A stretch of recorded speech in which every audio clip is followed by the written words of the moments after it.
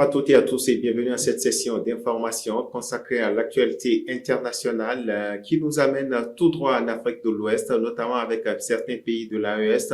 Nous irons ensuite au Nigeria, puis en Afrique australe. Voilà pour le sommaire.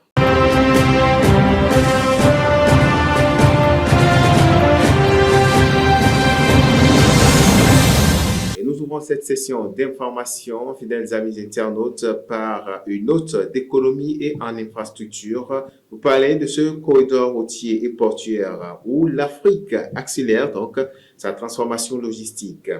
Elle se poursuit par sa modernisation à travers d'importants investissements dans les infrastructures de transport et de logistique. De nombreux projets routiers, portuaires et ferroviaires sont actuellement déployés afin de faciliter la circulation des personnes et des biens, afin de renforcer l'intégration sous-régionale et stimuler la compétitivité des économies de la sous-région. Au Bénin, par exemple, les efforts se concentrent notamment sur le développement du port autonome de Cotonou et l'amélioration des corridors reliant le pays et son hinterland.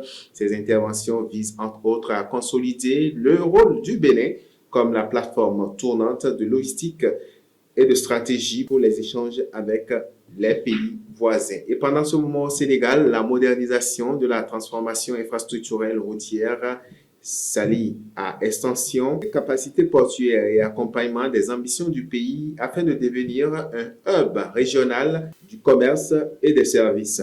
La nouvelle connexion logistique doit, entre autres, favoriser une meilleure fluidité des échanges au sein de la sous-région. Toujours sur cette actualité de modernisation, en Côte d'Ivoire, elle poursuit également le renforcement de son réseau de transport avec des investissements destinés à soutenir les activités du port d'Abidjan, l'un des principaux ports de façade atlantique africaine. Ces infrastructures jouent un rôle important dans l'approvisionnement des marchés régionaux. Restons dans l'actualité ouest-africaine pour parler cette fois-ci du commerce régional. Les corridors économiques sont au cœur des priorités de la CEDEAO. Eh bien, face à la nécessité de renforcer les échanges intra-africains, les pays membres de la communauté économique des États de l'Afrique de l'Ouest intensifient leurs investissements dans les infrastructures de transport et de logistique. Routes transfrontalières, réseaux ferroviaires et plateformes portuaires font l'objet de vastes programmes destinés à faciliter la circulation des marchandises et de personnes à travers la sous-région. Plusieurs projets structurants sont en cours de réalisation ou de modernisation afin de réduire les coûts de transport, raccourcir les délais d'enchaînement et d'améliorer la compétitivité des économies ouest-africaines.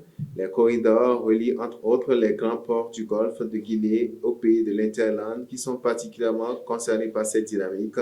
Au-delà des infrastructures, les États veillent également à l'harmonisation des procédures douanières et à la levée des barrières non tarifaires qui freinent encore le commerce régional. Ces efforts s'inscrivent dans la mise en œuvre de la zone de libre-échange continentale africaine qui ambitionne de, je cite, créer un vaste marché intégré à l'échelle continentale. Les experts estiment par ailleurs que l'amélioration des corridors économiques constitue un levier essentiel afin d'accroître le modèle des échanges intra-régionaux, attirer davantage d'investisseurs et soutenir une croissance plus inclusive dans l'ensemble des pays. Puis on va clore cette session d'information, une note de sécurité régionale. Les États côtiers unissent leurs forces contre la menace terroriste.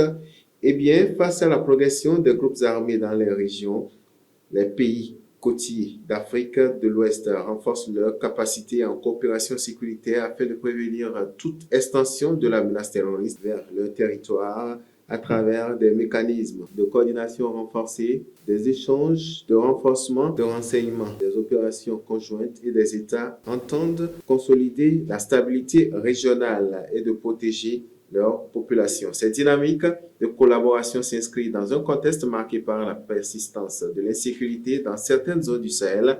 Conscient du caractère transfrontalier de la menace, le gouvernement multiplie les initiatives communes pour améliorer à coup sûr les capacités opérationnelles de leurs forces de défense et de sécurité, assurer une réponse concertée aux défis sécuritaires. Les partenaires régionaux et internationaux soutiennent également que ces efforts, estimant qu'une approche collective demeure indispensable pour contenir l'expansion des groupes extrémistes et préserver des acquis en matière de développement. Cette coopération accrue témoigne de la volonté des États africains de faire de la sécurité un pilier essentiel de l'intégration et de la résilience régionale. Voilà qui vient mettre un thème à cette session d'information que je vous remercie d'avoir suivi. Merci à toutes et à tous de nous avoir suivis et à très bientôt.